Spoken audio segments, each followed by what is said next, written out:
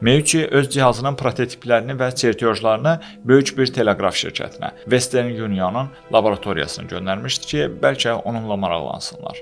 Həmin laboratoriyada kim işləyirdi bilirsiniz? Alexander Graham Bell. Meucci'nin sənədlərinin laboratoriyada itdiyi iddia olunduqdan cəmi 2 il sonra 1876-cı ildə Bell eyni prinsiplə işləyən telefonun patentini aldı.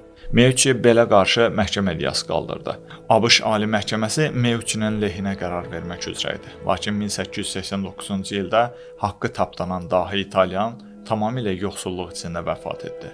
O öləndə məhkəmə işi də hüquqi olaraq bağlandı.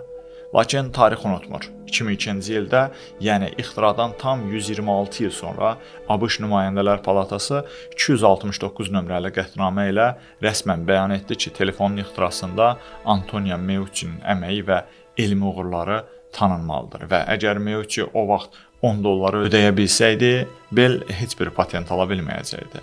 Yəni Bell dünyanı dəyişən bu ixtiranı açıq-aşkar Meucci'nin masasından oğurlamışdı.